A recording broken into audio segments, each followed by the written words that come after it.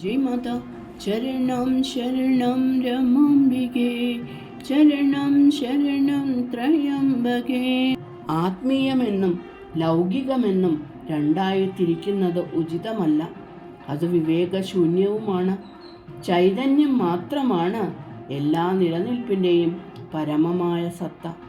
ആത്മബോധം വളർത്തിയെടുക്കുമ്പോൾ ജീവിതത്തിൻ്റെയും പ്രപഞ്ചത്തിൻ്റെയും രഹസ്യങ്ങൾ നിങ്ങൾ കണ്ടെത്തും.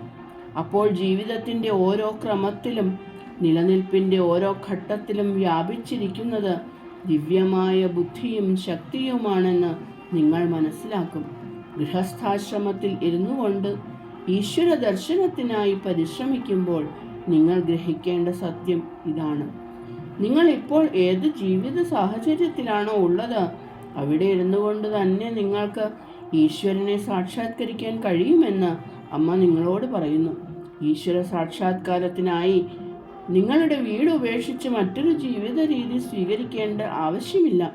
നിങ്ങൾ തേടുന്ന ആ പരമാത്മാവ് നിങ്ങളുടെ സ്വന്തം ഹൃദയമാകുന്ന ശ്രീകോവിലിൽ തന്നെയുണ്ട്. പരിശുദ്ധമായ നിശബ്ദതയിൽ അവിടെ തന്നെ തിരയുക. അപ്പോൾ അവിടുന്ന് നിങ്ങളുടെ ആത്മാവ് തന്നെയാണെന്നും നിങ്ങൾ വസിക്കുകയും കർമ്മം ചെയ്യുകയും ചെയ്യുന്ന ഈ ഭവനത്തിൽ തന്നെ അവിടുന്ന് നിങ്ങളോടൊപ്പം തൻ്റെ നിഗൂഢമായ ലീലകളിൽ ഏർപ്പെട്ടിരിക്കുകയാണെന്നും നിങ്ങൾ കണ്ടെത്തും. ചരണം ശരണം രമാംബികേ, ചരണം ശരണം ത്രയംബകേ. ജയ് മാതാ.